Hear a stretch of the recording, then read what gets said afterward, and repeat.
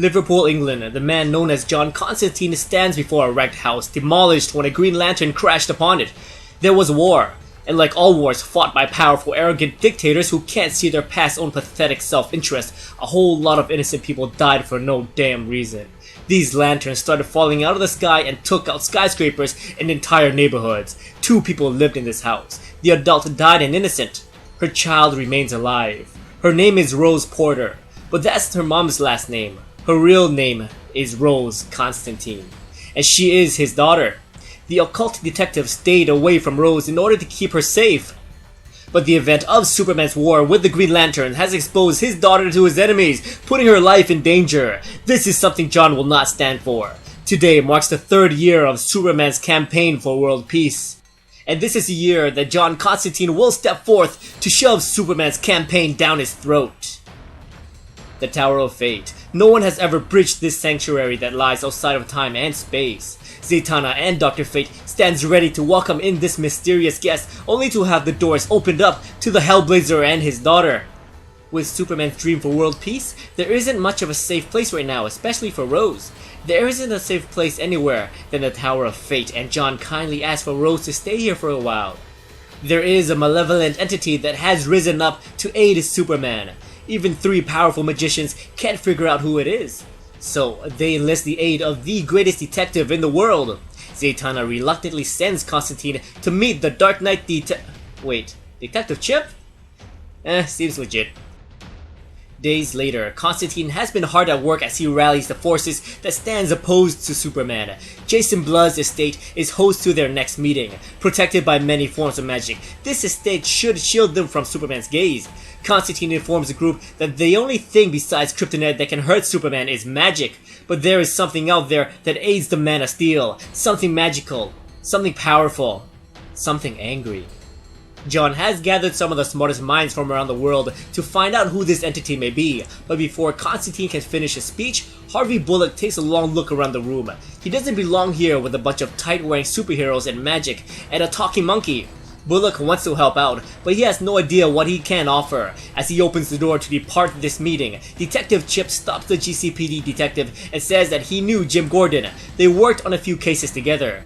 It doesn't matter who wears what or who can do what. All that matters is the victim. Jim Gordon teamed up with a chimpanzee to save the victims. Stay, Bullock. Stay for the victims. Suddenly, the magic users notices an entity approaching their estate. Jason Blood screams a command. The seal is broken! Close the damn door! With his entire strength, Bullock cannot close that door. Jason Blood ran to the door and begins to call upon his other self. Gone, gone the form of man. Rise, the demon Etri! Jason Blood's flesh fell off him and the demon Etrigan has lost his human host. The chimp is still breathing but barely, and the magical attacks forces Zatanna to exert her full force to hold the protection spell. Clarion sends out his familiar to see what they're up against. The cat runs outside only to witness the Spectre, the spirit of vengeance, knocking on the door.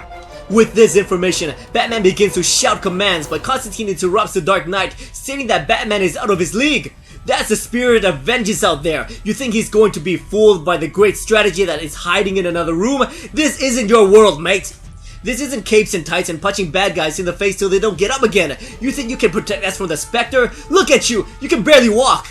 You're being held up by painkillers and stubbornness! You're bloody useless! No one talks to Batman like that.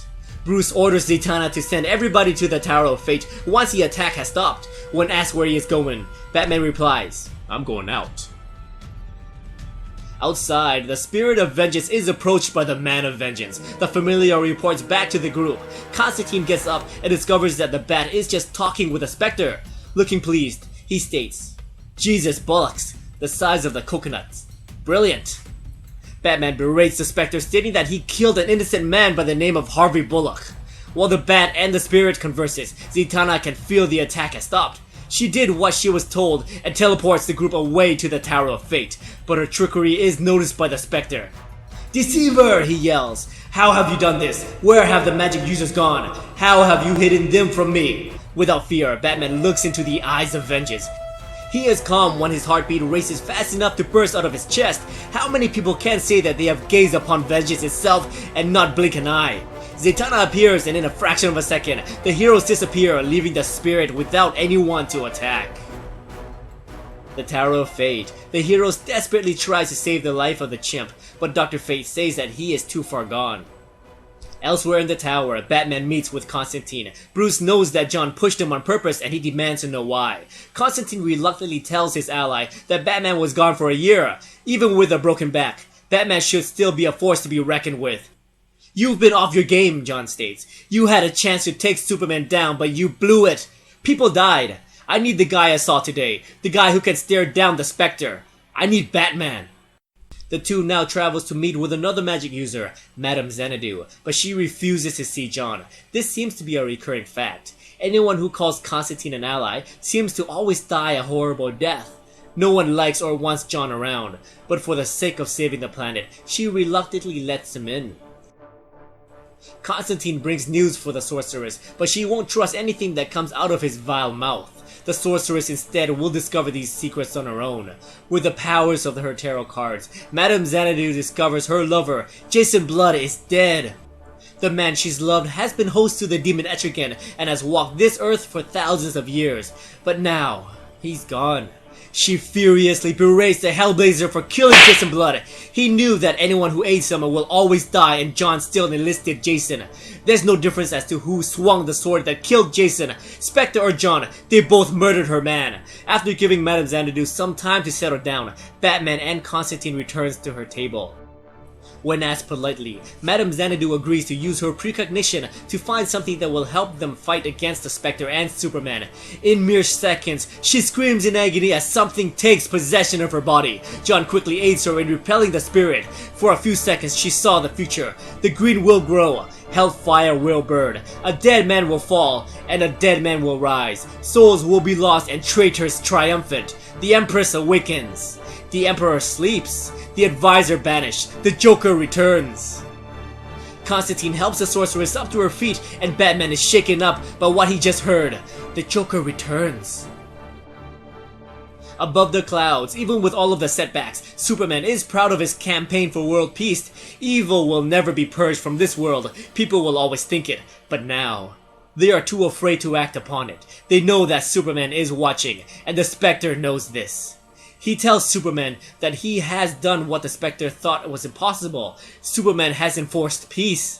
But there will always be people who will try to undo everything that Clark had achieved.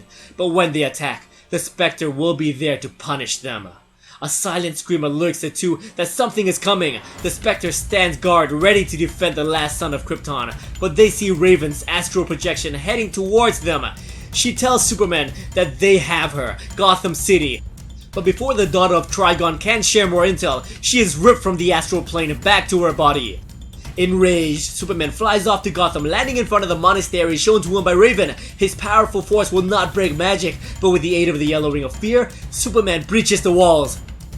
He releases his teammate from her imprisonment, only to discover that it is a trap. Raven's astral projection was real, and her body was here, but it has been moved, and Constantine, with the enlistment of Roy Regan, the Ragman, has managed to trap Superman. You see, Ragman's suit is made up of hundreds of corrupted souls, and his suit is drawn towards Clark.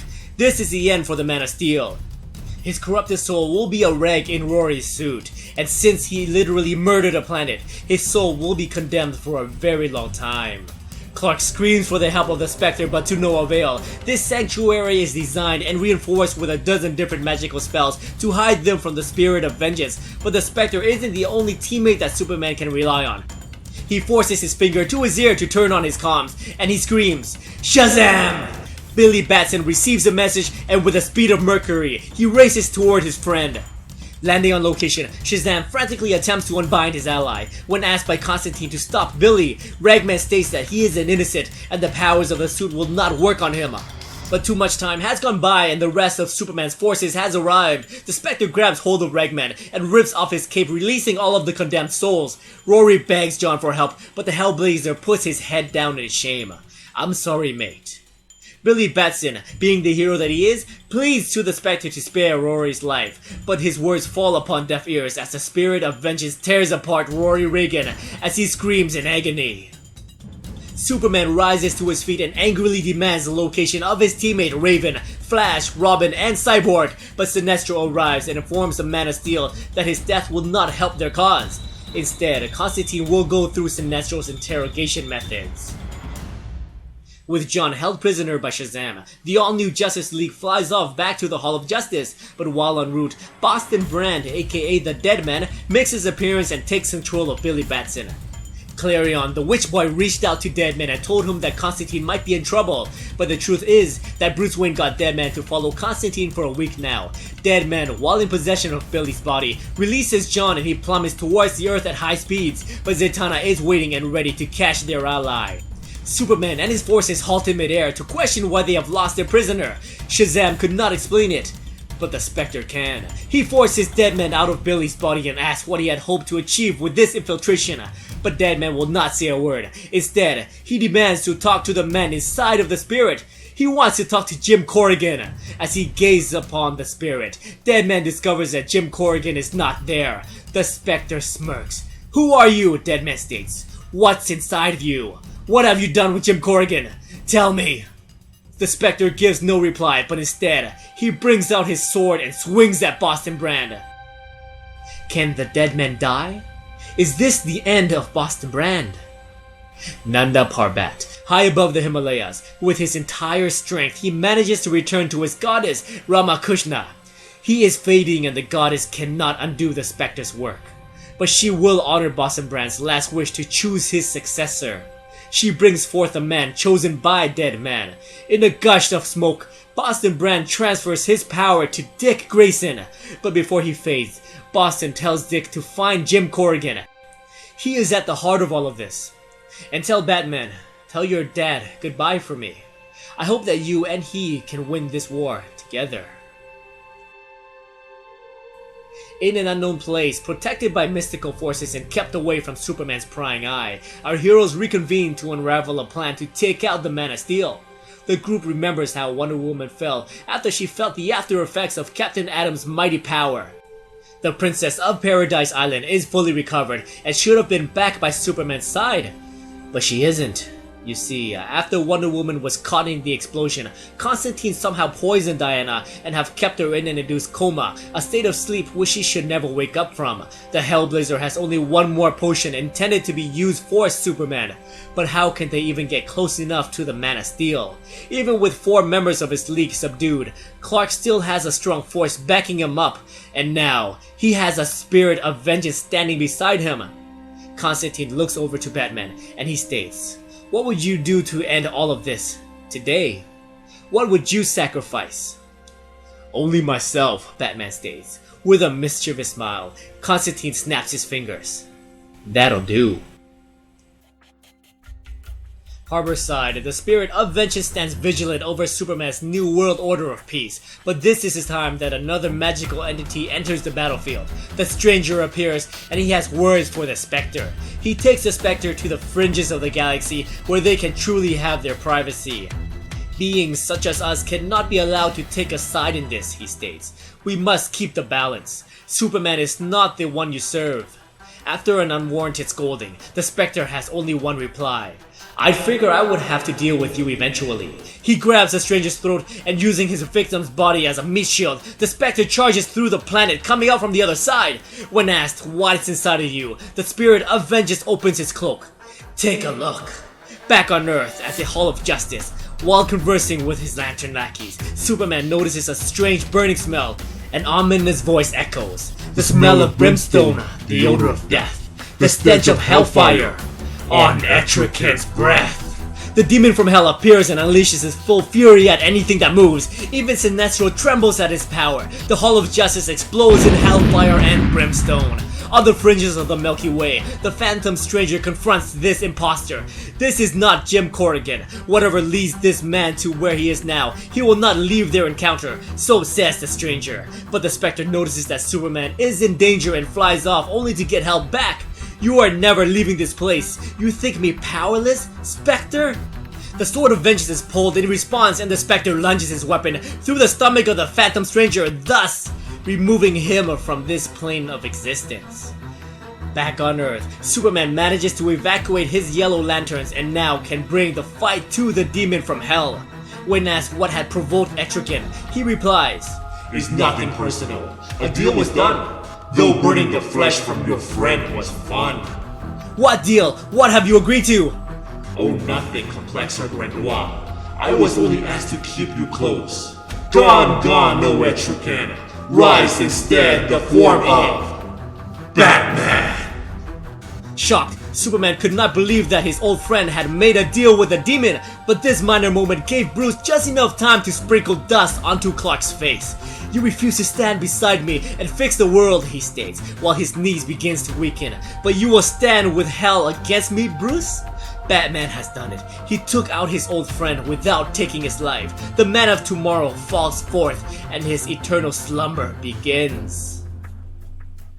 3 years ago, after the toxin wore off and Doomsday faded away, Superman is devastated as his wife's lifeless body floats above the clouds. After returning Lois back to Earth, Superman and his Justice League stands in shock as one of their own is lost. But suddenly, a miracle happens as Lois wakes up from her near-death encounter. Clark embraces his wife in his arms. He now looks towards the man that tried to kill his love, the Joker. He marches towards the Clown Prince and states, "I will not regret this." "No, look after Lois," Batman interrupts his friend. "Let me deal with him." "Like you dealt with him before?" Clark angrily replies. "Superman, I promise, he will never hurt you again." Hours later, and the Joker finds himself in a very familiar car. "Did something with the car?" he states. "It seems blacker." Even with the silent treatment, the clown continues to mock the Dark Knight. "I like playing with your friends, though. I think I'll do it again. Of course, I'll wait till they have their baby." Children scream in a way that... Batman made good on his word that the Joker will never bother Superman again.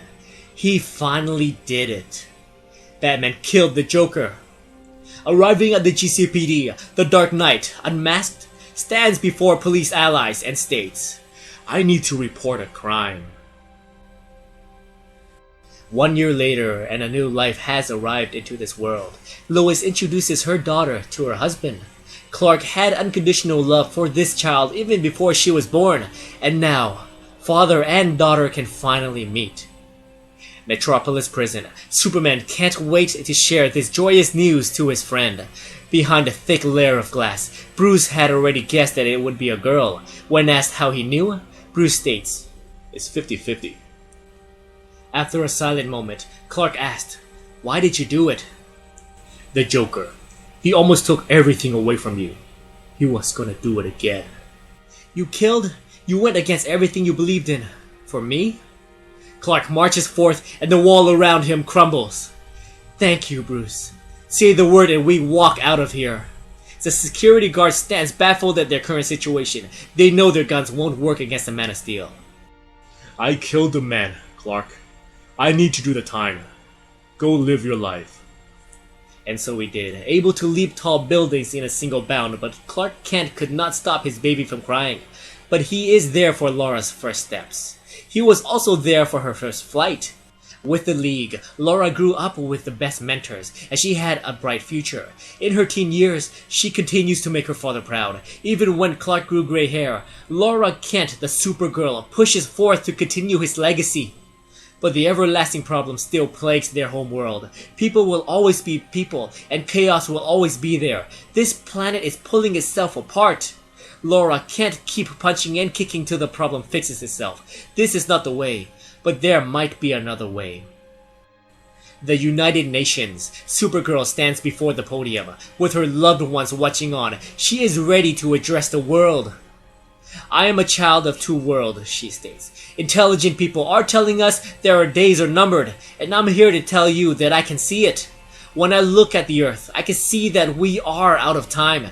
There is no more time for cruelty, for greed, for self-interest to rule us. There is no more time to fight each other. There is a bigger fight, a fight for survival. I alone cannot do this, but I can help. I believe all of us together, we can save the world." After her speech, Laura's mom, the current President of the United States, receives a heartwarming congratulations from Diana Prince, the Madam Secretary General. Lois notes that Diana's husband, Bruce Wayne, thought it was a bit preachy. But even the retired Dark Knight managed a few grins during the speech. Smallville. Clark's heart is filled with joy and sadness at the same time. He lived a full life and achieved many of his goals. If he couldn't bring true peace to his world, at least his legacy can continue the fight. It all went by so fast. Clark wishes he had more time. He feels his age and he knows his time is coming soon. With a heart full of joy, Lois says, "Stay with me, Smallville. We will have many more days." But this is not the story of injustice, Gods Among Us. This was merely a dream, dreamt by a fallen hero. Back in the real world, the island of Themyscira, Wonder Woman finally awakens from her eternal slumber. We discover that the Amazons knew that there was foul play when their princess did not wake up after the injuries had healed. They called upon the god of war, Ares, for help, but even he could not heal her affliction. So, the goddess Hera was brought in for a price. Princess Diana is now healed, but much has transpired while she was in her slumber. The first thing Diana does is to return to her man. Entering the Hall of Justice, with Ares at her side, Diana notices that much indeed has changed. Hal Jordan is now sporting the yellow, and Superman is in the same eternal slumber, the same thing that had afflicted her. Diana grows in anger as she notices the yellow ring on Clark's finger. She brings pain to Sinestro as Wonder Woman strangles the Yellow Lantern. Hal Jordan attempts an intervention, only to be flung to the side by Ares. The fight is taken to the air as the Princess of Paradise Island continues her attack on the dictator of Koragar. She pummels the life right out of him, but before Diana can finish off the villain, a familiar voice states, "That's enough." Superman has woken up thanks to Ares and his cure, but much to her disappointment, Diana notices that Clark still wears the power ring fueled by fear.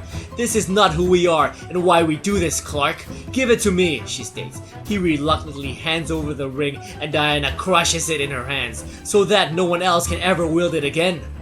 Wonder Woman flies off with Superman as he helps her catch up to speed with everything that has happened ever since her induced coma.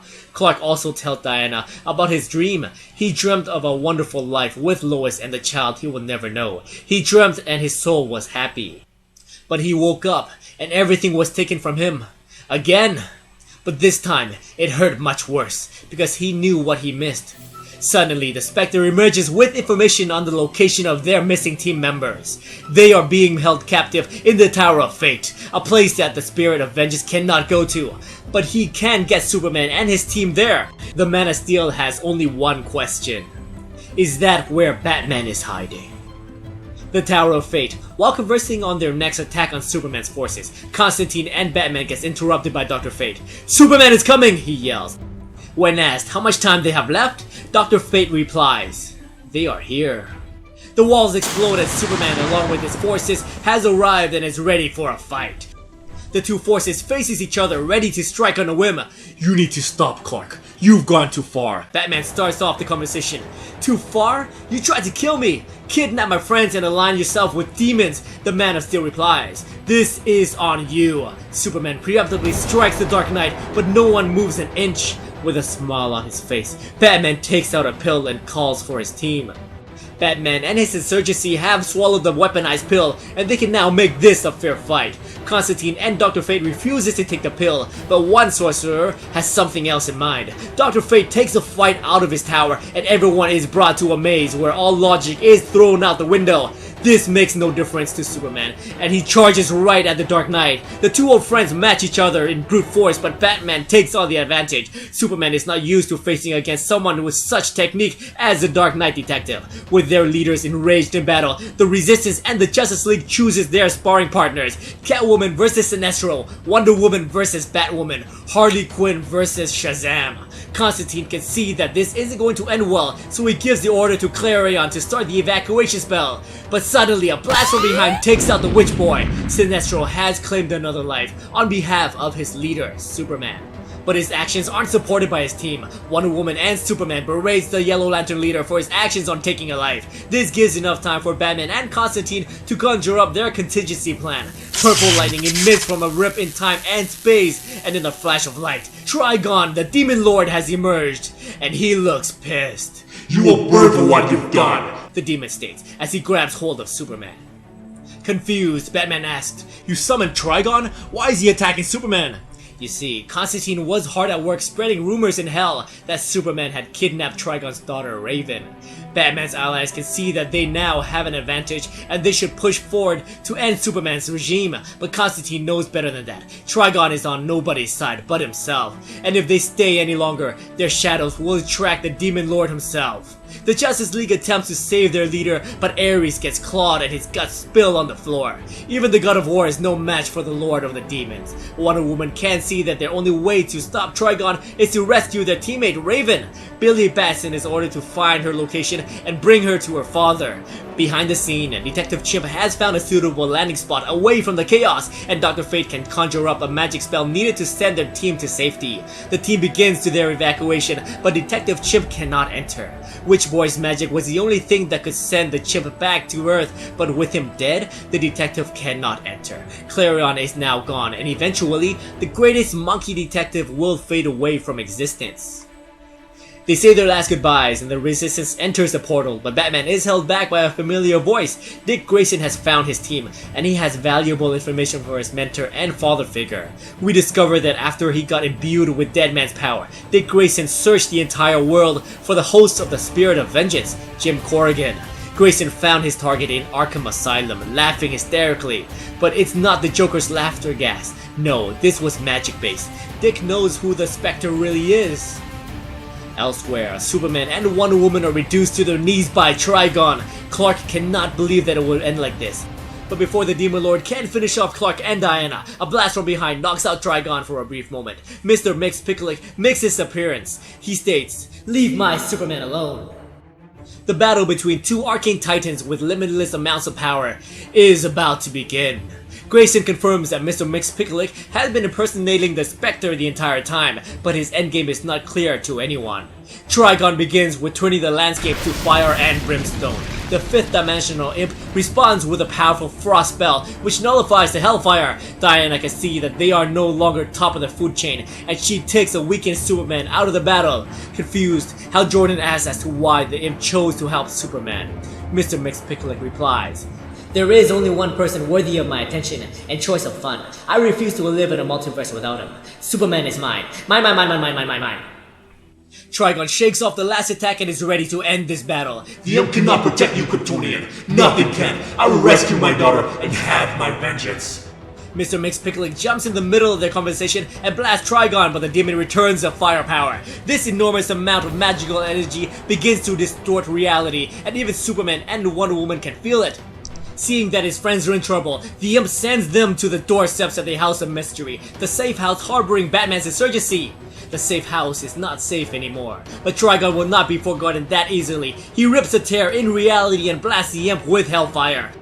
As the Arcane Titans begin another battle, Batman's rebels burst from their safe house and round 2 begins between old friends. Superman and Wonder Woman are weak from their encounter with Trigon, which gives the rebels an edge. They take out the Justice League and the battle should be over.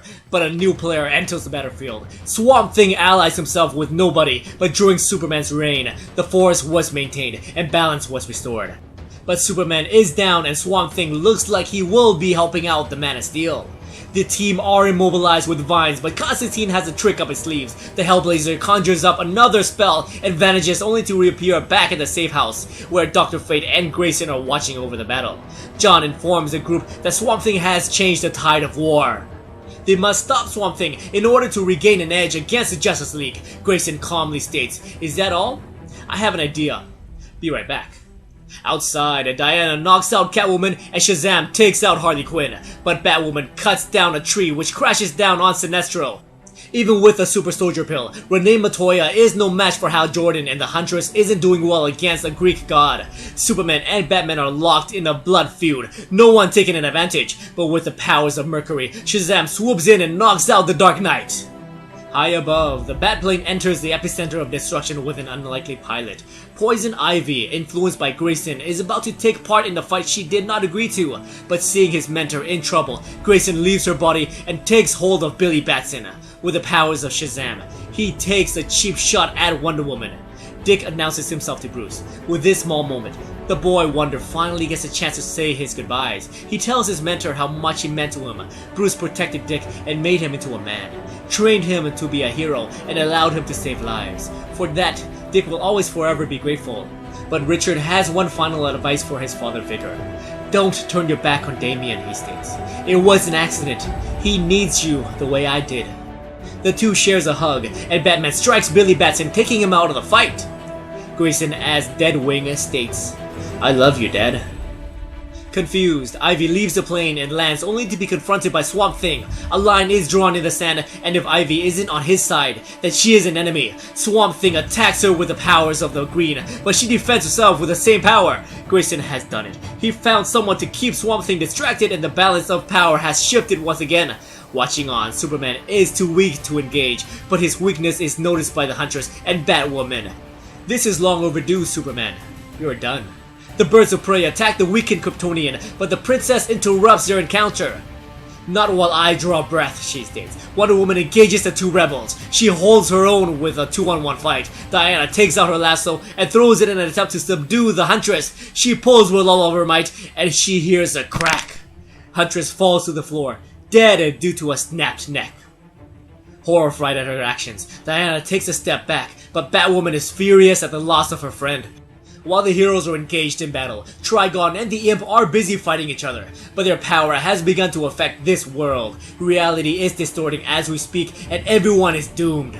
Realizing that their fight is futile, Swamp Thing and Poison Ivy halt their attack. The green is dying around them, and they will soon join the thing they love in the afterlife. Batwoman pummels Wonder Woman to the ground, but the effects of a distorted reality has reached their battle. Superman had enough time to recover, and he slammed the ground with his fist. We're not finished, Bruce, he states, but Batman can see that they now have a common enemy in Trigon and the Imp. He attacks the weakened Kryptonian, and notices that Clark's body doesn't feel like steel anymore, but rather, he is weakening, and his body is starting to feel like human flesh. The byproduct of a battle between gods reached the Dark Knight and the Man of Steel. They halt their battle, and everyone is now focused on the Arcane Titans. Because of this temporal displacement, Superman is rendered mortal, and the Yellow Lanterns have lost their use of their power ring. Everyone is cut from their power source. Even Swamp Thing has lost his connection to the green, but humans such as Batman are starting to lose their physical forms. Everyone is being pulled into another plane of existence. Dr. Fate states, we are all being pulled to hell. They are out of time, so Constantine reluctantly frees the Flash so he can use his diminishing connection to the Speed Force to take everybody to safety. Flash did well, but he could not save one. Time has run out for the Swamp Thing, and he is ripped away from this plane of existence into hell. The Titans continue their attack, and the Justice League are all freed by the Flash and placed into the House of Secrets, while Batman's forces are held up in the House of Mystery. The Insurgency has a larger number of magic users, so they devise a plan to remove the Imp and the Demon. Since the Titans cannot be killed, Dr. Fate will attempt to send them to the Void, a place that is as good as being dead if anyone is ever sent there. Dick Grayson flies forth to retrieve Billy Batson for their plan. Arriving at the House of Secrets, Grayson convinces the enemy camp to lend them the boy. Batson walks forth towards the epicenter of certain doom. Over at the rebel camp, Dr. Fate flies forth to meet Batson. At the center, two frenemies stands ready to team up for one last time. Billy calls on the lightning, and Dr. Fate redirects it towards the Titans fighting above. In a burst of glorious destruction, the sky is clear and everybody is knocked unconscious. The Pacific Lead Mines, northwest Alaska. Batman wakes up from a crushing headache and is told that it has been days ever since Dr. Fate managed to send Trigon and the Imp to the Void, but the Doctor is also gone and vanished without a trace. If they were sent to the Void, then they are as good as dead. Luckily for them, Zatanna arrived and sent them all away to a safe location. Bruce asks, where is Constantine? Elsewhere, Batman bursts into Constantine's room. Batman finally sees clearly now. John only cares for one person in this world, and it is his daughter. Trigon would have threatened her life, so he needed heroes to take down the Demon Lord. Getting rid of Trigon was his endgame. John confirms what Bruce had already deciphered. I'd lie, cheat, and make deals with the devil in hell to keep her safe, he states. But now, father and daughter has gotta go.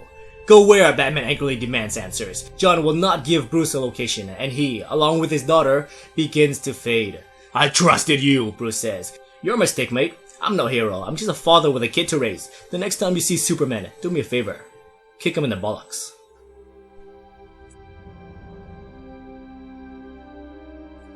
What's going on, guys? Welcome to Comic Island. My name is Joey, and while we are here, Injustice Gods Among Us Year 3. First off, I just want to say thanks to each and every one of you who asked, requested, and even damn right demanded Year 2. And then you guys did the same thing for Year 3. We never ever had such a strong request for our video, so because of you guys, Year 3 is probably out a year ahead of schedule. So we are currently in Year 4 of Injustice, so you can bet that we are going to cover Year 4 once it completes. So there's just so many memorable moments in this story, I seriously can't narrow it down to one. But if I had to choose, I would say I love the fact that we saw Superman's entire life if, say, Batman killed the Joker. And what about the reveal that Batman made a deal with Etrigan? So this Injustice series just proves how powerful you guys are if you all collectively demand a certain video. Me and Arden get a ton of requests almost every single day, and in a perfect world, we would make a video on each and every one of those requests. But of course, I have a demanding full-time job with other commitments, and Arden is busy as well, so we have to be selective with what we cover. So what does this mean for you? If you want a certain bio, or a complete story, or even say an issue series reviewed here on Comic Island, please let us know in the comments below. We heard you loud and clear that you wanted an Injustice Year 2 and Year 3, so we brought it to you. Alrighty guys, from the bottom of my heart, thank you so much for watching, and as always, if you enjoyed this video, please like, subscribe, and I'll see you next time in another Comic Island Complete Story video.